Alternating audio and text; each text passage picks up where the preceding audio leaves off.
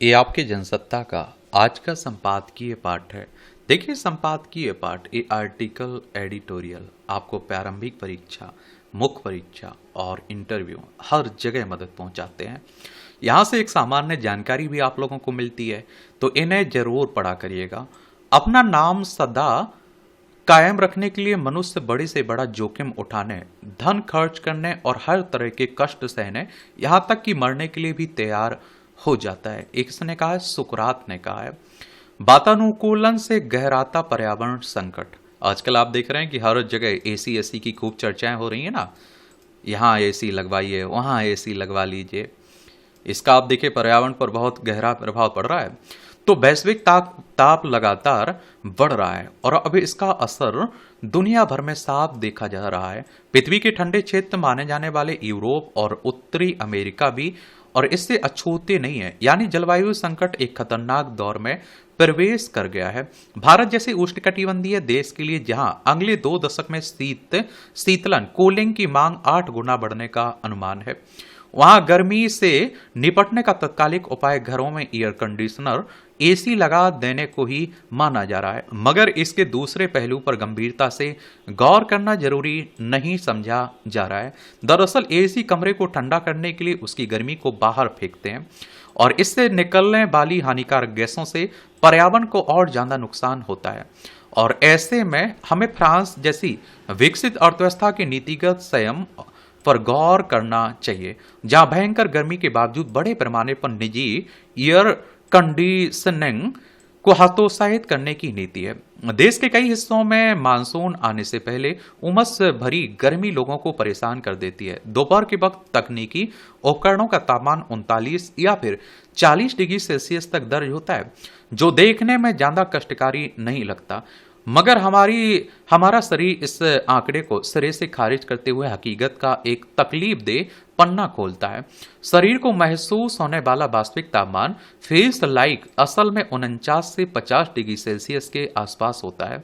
यह कोई मानसिक भ्रम नहीं है, बल्कि हीट इंडेक्स ऊष्मा सूचकांक का वह सच है जो आप देखते हैं कि साबित करता है कि हमारे पारंपरिक मौसम विज्ञान के पैमाने मानव शरीर के वास्तविक संकट को मापने में नाकाम साबित हो रहे हैं। जब मानसून में देरी होती है तो अरब सागर से आने वाली नमी से भरपूर दक्षिण पश्चिमी हवाएं जैसे ही मैदानी इलाकों में प्रवेश करती हैं तो सापेक्ष आर्द्रता का स्तर 60 से 70% तक पहुंच जाता है। मानव शरीर खुद को ठंडा रखने के लिए पसीने का सहारा लेता है, जो त्वचा से वाष्पीकृत होकर आंतरिक गर्मी को बाहर निकालता है। मगर जब आसपास की हवा में पहले से नमी की मात्रा ज्यादा होती है तो वाष्पीकरण की प्रक्रिया धीमी पड़ जाती है और पसीना त्वचा पर ही जमा रहता है और जिससे शरीर को ज्यादा गर्मी का एहसास होता है। यह स्थिति कई बार हमें वेट बल्ब टेम्परेचर की उस अंतिम सीमा के करीब ले आती है जिसके पार गर्मी असहनीय हो जाती है। पहले इसे केवल वैश्विक दक्षिण देशों की समस्या माना जाता था, लेकिन हाल के वर्षों में महसूस की गई गर्मी ने यह साबित कर दिया कि यूरोप और अमेरिका के ठंडे इलाके भी उच्च आर्द्रता वाले ताप संकट से अब अछूते नहीं हैं। और देख रहे हैं आप लोग कि आजकल आप देखिए गर्मी किस तरह से बढ़ रही है। पहले गांव में आप देखते हैं कि पंखे की जरूरत नहीं पड़ती थी, आज तो आप देख लीजिए गांव में भी पंखे, कूलर, एसी की जरूरत पड़ रही है। पहले तो हम लोग देखते थे कि वो पेड़ की छांव में नहीं डाल लेते थे, एक तरह से आराम से सो जाते थे। वही देख रहे हैं, ये अरब सागर, ये बंगाल की खाड़ी है। और आप देखिए, हालांकि इस स्थिति के बावजूद फ्रांस ने अपने यहाँ घरेलू एसी के इस्तेमाल को महज 25% तक सीमित रखा है, जबकि अमेरिका में आंकड़ा 90% से अधिक है। निजी तौर पर एयर कंडीशनिंग को एक बुनियादी मानव अधिकार न मानने का फ्रांस का यह फैसला कोई जिद नहीं, बल्कि एक कड़वे पारिस्थितिक सच की स्वीकारोक्ति है। फ्रांस केवल सांस्कृतिक रूप से एसी को हतोत्साहित नहीं करता, बल्कि इसके लिए वहां बड़े वैधानिक कानून है। फ्रांस के राष्ट्रीय एनर्जी कोड ऊर्जा संहिता के तहत व्यवसायिक और सार्वजनिक भवनों में तब तक एसी चलाने की कानूनी मनाही है जब तक कि अंदर का तापमान 26 डिग्री सेल्सियस को पार न कर जाए। इसके अलावा यदि कोई दुकानदार एसी चालू रखकर दुकान का मुख्य दरवाजा खुला छोड़ता है तो स्थानीय निकाय उस पर भारी जुर्माना लगा सकता है। इसके विपरीत भारत का मौजूदा प्रशासनिक मॉडल आज भी परंपरागत सिद्धांत पर चल रहा है। जब मैदानी इलाकों में हीट इंडेक्स 50 डिग्री सेल्सियस के आसपास होता है, तब भी मौसम विभाग अपने पुराने प्रमाणों के आधार पर आधिकारिक तौर पर लू घोषित नहीं कर पाता, क्योंकि थर्मामीटर का सूखा तापमान 40 डिग्री सेल्सियस के आसपास ही अटका होता है। नतीजा यह होता है कि बाहर काम करने वाले लोग मौसम उपकरणों की इस छलावे के बीच असल में 50 डिग्री महसूस किए जाने वाले तापमान के बीच रहने को मजबूर होते हैं। दूसरी ओर समाज का संपन्न वर्ग अपने घरों में बहुत ज्यादा जरूरत न होने पर भी एसी चला देता है। निजी तौर पर घरों में शीतलन का यह बेलगाम उपभोग पर्यावरण संकट को और गंभीर बना रहा है। शहरों में लाखों की संख्या में एसी सीधे तौर पर तंग और घनी गलियों में गर्म हवा फेंकते हैं। देश के सघन शहरी केंद्रों में यह स्थिति अर्बन हीट आइलैंड के प्रभाव को इतना बढ़ा देती है कि फुटपाथ पर चलने वाले राहगीरों, रेहड़ी पटरी वालों और बिना एसी वाले गरीब परिवारों के लिए सार्वजनिक रास्ते थर्मल डेथ ट्रैप यानी कि खतरनाक ताप क्षेत्र में तब्दील हो जाते हैं। फ्रांस से भारत को सबसे बड़ा सबक सीख सकता है वह है हर घर में अलग से एसी लगाने के विकेंद्रीकृत मॉडल को सिरे से खारिज करना। पेरिस की ऐतिहासिक वास्तुकला को बचाने और उसकी सड़कों को अर्बन हीट आइलैंड के प्रभाव से सुरक्षित रखने के लिए वहां की सरकार ने एक वैकल्पिक तकनीक पर निवेश किया है और जिसे क्लाइम स्पेस कहा जाता है। पेरिस की जमीन के नीचे पाइपलाइन के जरिए एक विशाल शीतलन तंत्र बिछाया गया है जो सीन नदी से पानी लेकर उसे भूमिगत संयंत्रों में ठंडा करता है। फिर इस ठंडे पानी को पाइप के जरिए बड़े होटलों और सरकारी दफ्तरों तक पहुंचाया जाता है जो उन्हें ठंडा रखता है। यह पारंपरिक एसी के मुकाबले 35% कम बिजली की खपत करता है और कार्बन उत्सर्जन को न्यूनतम स्तर पर रखता है। अगर भारत में स्मार्ट शहरों और शहरी पुनर्विकास योजनाओं के मास्टर प्लान में इस तकनीक को शामिल किया जाए तो पर्यावरण को नुकसान पहुंचाए बिना बढ़ते ताप की समस्या से निपटा जा सकता है। हमें शीतलन को एक निजी उपभोक्ता उत्पाद मानने के बजाय इसे बिजली पानी की तरह एक साझा सार्वजनिक बुनियादी ढांचा मानना होगा। भारत मौसम विज्ञान विभाग को केवल थर्मामीटर के सूखे तापमान के बजाय संयुक्त ऊष्मा जोखिम सूचकांक को प्रशासनिक कार्यवाही के वैधानिक आधार बनाना चाहिए। इसके साथ ही फ्रांसीसी मॉडल की तर्ज पर वाणिज्यिक परिसरों, सरकारी दफ्तरों और हवाई अड्डों के लिए एसी के तापमान की न्यूनतम सीमा अनिवार्य रूप से 24 डिग्री सेल्सियस तक तय की जानी चाहिए ताकि बिजली ग्रिड पर पड़ने वाले दबाव को कम किया जा सके। फ्रांस अपनी चूना पत्थर की दीवारों पर भरोसा करता है जो गर्मी को अंदर आने से रोकती है। भारत को अपने ऊर्जा संरक्षण भवन कोड को स्थानीय स्तर पर कड़ाई से लागू करना होगा। इमारतों की दिशा को धूप के हिसाब से तय करना, छतों पर हल्के रंग के कूल रूफ पेंट लगाना और खोखली ईंटों का उपयोग करना जैसी तकनीकों से घरों के अंदरूनी तापमान को प्राकृतिक रूप से नियंत्रित किया जा सकता है। और वक्त आ गया कि भारत पारंपरिक थर्मामीटर की सीमित सोच से आगे बढ़े, निजी एसी के बेलगाम उपभोग पर लगाम लगाएं और ऐसा सामूहिक ढांचा तैयार करें जो मनुष्य और पर्यावरण के बीच संतुलन कायम कर सके। और इस समय आप देख रहे हैं कि किसी को पर्यावरण की चिंता नहीं है, ये भी आप लोग देख रहे हैं। धड़ल्ले इस समय कह रहे हैं कि पर्यावरण को नुकसान पहुंचाया जा रहा है, खूब नुकसान पहुंचाया जा रहा है, जितना पहुंचा सकते हैं। मैं इसीलिए नहीं कहता हूं कि आज के समय का इंसान जितना स्वार्थी है किसी समय में नहीं था वो। आज आप देखिए आपके पास एक घर है, फिर भी आप सोच रहे हैं कि नहीं वो जंगल साफ करके दूसरा घर। मैंने अपने क्षेत्र में देखा है कि मैं कह रहा हूं सभी जंगल साफ होते जा रहे हैं, खेत बनाते जा रहे हैं लोग, फिर भी उनका पूर्ति नहीं हो रहा, उनका स्वाद पूरा नहीं हो रहा है। मतलब आप सोच लीजिए कुछ ही भी है। पेड़ तो आप देखने के लिए तरस जाते हैं दूर दूर तक गांव की तरफ, वहां भी आप देख रहे हैं साफ होते जा रहे हैं। अकेलेपन का कोना, कभी कहीं पढ़ा था कि एकांत वह स्थान है जहां आत्मा खुद से मिलती है और अकेलापन वह कला है जहां इंसान खुद को पाना सीखता है। आज की भागदौड़ भरी जिंदगी, शोर शराबे और सोशल मीडिया की अति सक्रियता के बीच अकेलापन एक ऐसा शब्द बन गया जिसे अक्सर नकारात्मक दृष्टिकोण से देखा जाता है। समाज में आमतौर पर माना जाता है कि जो व्यक्ति अकेला है वह उदास है, निराश है या फिर किसी मानसिक तनाव से गुजर रहा है। मगर क्या वास्तव में ऐसा है? दर्शन शास्त्र, साहित्य और अध्यात्म की दृष्टि से देखें तो अकेलापन केवल एक स्थिति नहीं बल्कि एक गहरा अनुभव है। जब हम अकेलेपन के डर से बाहर निकलकर इसे स्वीकार करना सीख जाते हैं, तब इसका असली सौंदर्य प्रकट होता है। अकेलापन यदि मजबूरी है हो तो अभिशाप लग सकता है, लेकिन अगर इसे स्वेच्छा से अपनाया जाए तो यह जीवन का सबसे सुंदर उपहार बन जाता है। अकेलेपन के सौंदर्य को समझने से पहले अकेलेपन और एकांत के बारीक अंतर को समझना आवश्यक है। अकेलापन एक भावना है जिसमें व्यक्ति दूसरों की कमी महसूस करता है या भीड़ में भी महसूस हो सकता है, या अलगाव और खालीपन की भावना पैदा करता है। एकांत स्वयं के साथ होने की एक सुखद अवस्था है। यहाँ व्यक्ति किसी की कमी महसूस नहीं करता बल्कि अपनी उपस्थिति का आनंद लेता है। जब हम अकेलेपन को नकारात्मकता के चश्मे से देखना बंद करते हैं तो वही अकेलापन एकांत के सौंदर्य में रूपांतरित हो जाता है। भीड़ में हम अक्सर दूसरों की आवाजें सुनते हैं, दूसरों की राय पर चलते हैं और समाज के तय किए गए मापदंडों के अनुसार जीने लगते हैं। अकेलेपन के क्षणों में बाहर का शोर शांत हो जाता है और अंदर की आवाज सुनाई देने लगती है।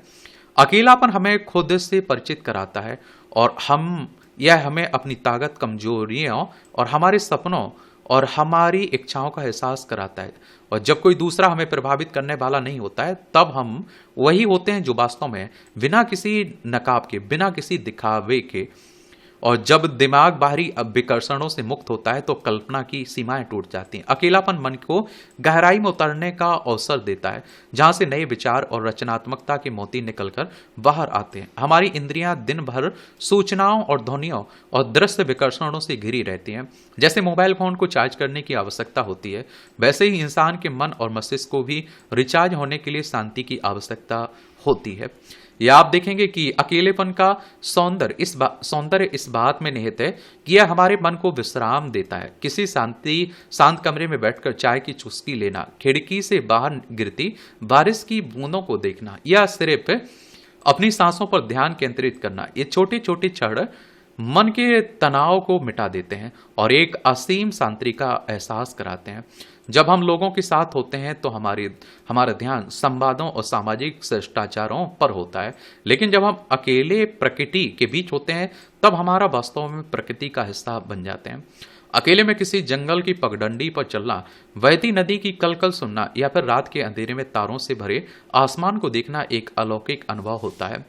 प्रकृति का सौंदर्य तब और निखर कर सामने आता है जब उसे महसूस करने के लिए हमारे और उसके बीच कोई तीसरा ना हो।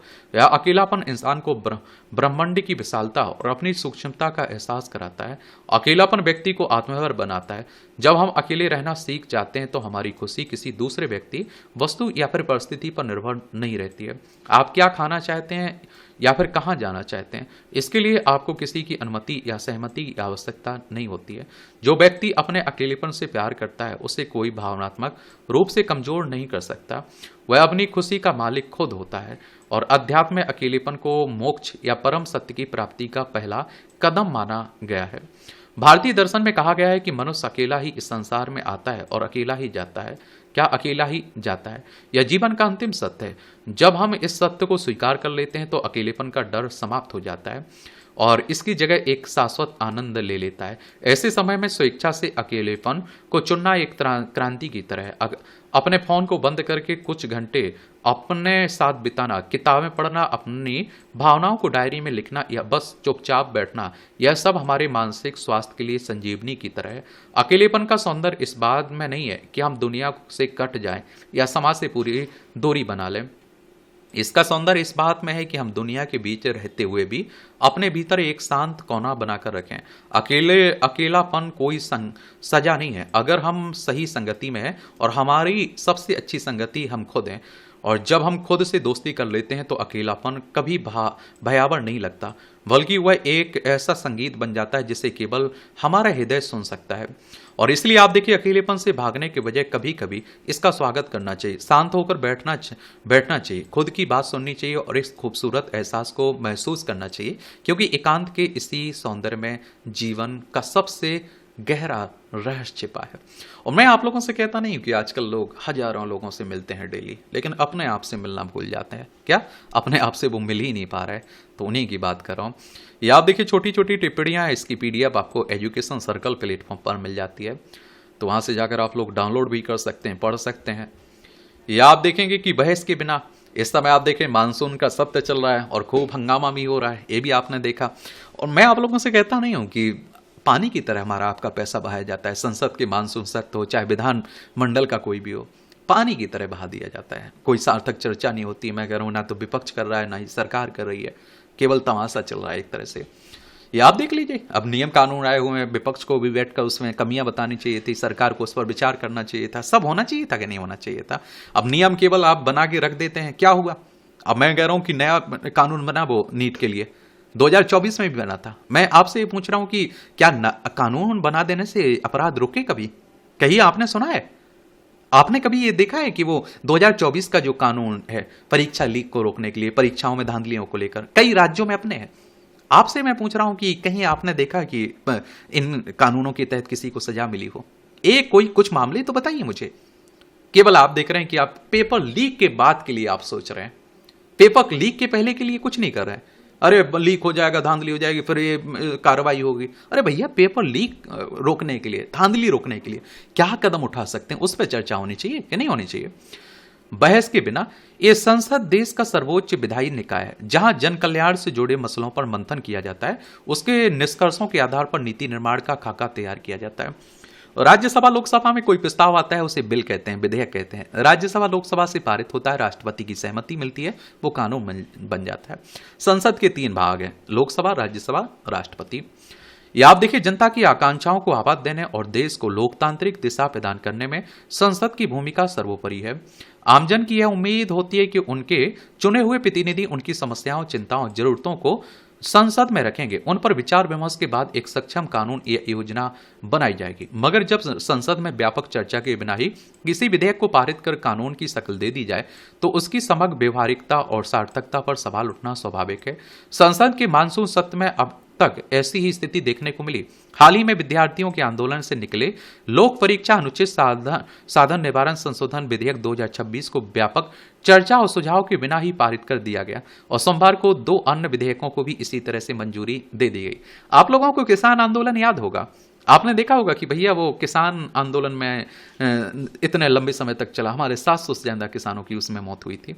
अरे भैया, पहले किसान संगठनों से चर्चा कर लेते, संसद में भी उस पर अच्छे से बहस हो जाती, सबको भरोसे में ले लेते, वो आंदोलन ना होता। आप समझ रहे? तो पहले कम से कम ये सब होना चाहिए ना। लेकिन क्या कहें, अहम सवाल यह है कि संविधान में संसद सत्र आयोजित किए जाने की जो व्यवस्था की गई, क्या उसका मूल उद्देश्य पूर्ण हो पा रहा है? अगर किसी कानून या योजना को सक्षम या कारगर बनाने में विपक्ष की कोई भूमिका ना हो, तो संसद की प्रासंगिकता क्या रह जाएगी? इसमें दोहराया नहीं कि संसद को सुचारू रूप से चलाने की जिम्मेदारी सत्ता पक्ष और विपक्ष दोनों की है, मगर जब विपक्ष कोई सवाल या समस्या उठाता है तो उसका निराकरण करना सत्ता पक्ष का दायित्व होता है। लोकतांत्रिक व्यवस्था में सत्ता पक्ष अपनी जवाबदेही से पल्ला नहीं झाड़ सकता। संसद के मानसून सत्र की अब तक की अवधि पर नजरें डालें तो हंगामा और कार्रवाई का स्थगन, इन्हीं 2 बातों पर जोर दिया गया। ऐसा लगता है कि स्थगन कार्रवाई का पर्याय बन गया। विपक्ष नीट प्रश्न पत्र लीक के विरोध में प्रदर्शन कर रहे विद्यार्थियों पर पुलिस कार्रवाई तथा राम मंदिर चढ़ावा चोरी के मुद्दों को लगातार संसद में उठा रहा है और हंगामे के कारण दोनों सदनों की कार्रवाई बार बार स्थगित हो जाती है। और इस बीच महत्वपूर्ण विधेयक भी व्यापक चर्चा के बिना ही समाप्त हो जाते हैं। संसद में बने इस गतिरोध को दूर करने के बजाय आरोप प्रत्यारोप के जरिए एक दूसरे को जिम्मेदार ठहराया जा रहा है। विपक्ष का कहना है कि सरकार उसकी मांग को नजरअंदाज कर लोकतंत्र पर प्रहार कर रही है, तो सत्ता पक्ष का दावा है कि विपक्ष जानबूझकर सदन की कार्रवाई में व्यवधान उत्पन्न कर रहा है। और इसी का नतीजा रहा कि लोकसभा में उच्चतम न्यायालय न्यायाधीश से संख्या संशोधन विधेयक 2026, राज्यसभा में सूक्ष्म लघु और मध्यम उद्यम विकास संशोधन विधेयक भी विस्तृत चर्चा के बगैर ही पारित कर दिए गए। ऐसे में यह सवाल महत्वपूर्ण है कि संसद में अपेक्षित कामकाज न होने से उसके कीमती समय और धन की जो बर्बादी हो रही है, उसके लिए कौन जिम्मेदार है? क्या यह दोनों पक्षों का दायित्व नहीं है कि गतिरोध को खत्म करने के लिए व्यवहारिक तौर पर गंभीरता से प्रयास किए जाएं, ताकि जन सरोकार से जुड़े मसलों पर सार्थक चर्चा और मूल्यवान सुझाव के आधार पर नीतियों का निर्माण किया जा सके? किसी भी समस्या का हल सरकार की प्राथमिकताओं में होना चाहिए, फिर चाहे संसद में गतिरोध हो या फिर सड़क के रास्ते रास्ते सत्ता की गलियारों में पहुंचने वाली मांगो। ये आप देखिए, मैं नहीं कहता हूं कि विपक्ष भी अपना काम नहीं कर रहा है, ईमानदारी से अपना कर्तव्य नहीं निभा रहा है। अगर निभा रहा होता तो आप देखिए कि छात्रों को सड़क पर नहीं उतरना पड़ता। जो काम विपक्ष नहीं कर पा रहा है वो छात्र कर गए। आप सोचिए, सरकार तो कर ही नहीं रही थी, लेकिन आपने देखा विपक्ष भी अपना दायित्व नहीं निभा रहा था। कामयाबी का मैदान, ये आप देखते हैं कि इस वर्ष के राष्ट्रमंडल खेलों की अंतिम पदक तालिका में भारत भले ही चौथे स्थान पर रहा, लेकिन देश के खिलाड़ियों ने जैसा प्रदर्शन किया वह एक बेहतर भविष्य का संकेत है। हर 4 साल में होते हैं। हालांकि अंतर्राष्ट्रीय स्तर पर होने वाले हर अगले आयोजन में खेलों में जीत हासिल करने के लिए प्रतिस्पर्धा बढ़ती जा रही है। क्षमताओं की कसौटियां ज्यादा बेहतर प्रदर्शन की मांग कर रही हैं, लेकिन अब भारतीय खिलाड़ियों ने भी मैदान में अपनी धमक छोड़नी शुरू कर दी है। गौरतलब है कि ग्लास्गो में हुए राष्ट्रमंडल खेलों में भारत ने 13 स्वर्ण, 17 रजत, 9 कांस्य पदक सहित कुल 39 पदक जीते। यूं तो ज्यादातर खेलों में भारतीय खिलाड़ियों ने अपनी खासी चुनौती पेश की है, लेकिन भारोत्तोलन, जूडो और पैरा खेलों में भारत ने इतिहास रचते हुए अपनी कामयाबी का झंडा बुलंद किया। खासतौर पर मुक्केबाजी में भारतीय खिलाड़ियों ने 7 स्वर्ण और 3 रजत के साथ कुल 10 पदक जीते। बल्कि इस वर्ष के राष्ट्रमंडल खेलों में भारत ने मुक्केबाजी के मैदान में अपनी सबसे कामयाब छाप छोड़ी और महिला खिलाड़ियों ने शानदार प्रदर्शन किया। इसके अलावा एक ही राष्ट्रमंडल खेल में एथलेटिक्स में 1 से ज्यादा पदक जीतने वाले पहले भारतीय गुलवीर सिंह भी इस आयोजन में देश के लिए एक बड़ी उपलब्धि रहे हैं। जाहिर है कि अलग अलग खेलों में भारत के खिलाड़ियों ने शीर्ष स्तर पर रहने वाले देशों को ठोस चुनौती दी। एक तरह से यह दर्शाया कि किसी अंतर्राष्ट्रीय खेल प्रतियोगिता में उनकी परिस्थिति को अब महज औपचारिकता नहीं माना जा सकता। यूं पदकों की संख्या के संदर्भ में देखा जाएगा तो इसे 2010 के राष्ट्रमंडल खेलों की उपलब्धि से कम माना जाएगा। लेकिन यह भी ध्यान रखने की जरूरत है कि इस वर्ष के आयोजन में कुश्ती, हॉकी, टेबल टेनिस, बैडमिंटन जैसे कुछ खेल नहीं थे जिसमें पारंपरिक रूप से भारत का मोर्चा मजबूत रहा है। हालांकि मौजूदा उपलब्धियों अन्य देशों के प्रदर्शन के आलोक में देखें तो भारत को अभी काफी प्रयास करना होगा, लेकिन इस आयोजन में हासिल उपलब्धियां, प्रदर्शन का स्तर भविष्य की अंतर्राष्ट्रीय प्रतियोगिताओं के लिए उम्मीद के वाहक हैं। क्या है? उम्मीद के वाहक हैं। और इस तरह से आप देखेंगे कि जो जनसत्ता में संपादकीय पाठ है आपका, उसकी कहानी कवर होती है। आप लोग पढ़ते रहा करिएगा, एंजॉय करते रहा करिएगा। आपका कोई सवाल हुआ करे, मेरे लिए सुझाव हुआ करे, जरूर आप लोग बताया करिएगा। कि नहीं बताओगे? बताना चाहिए।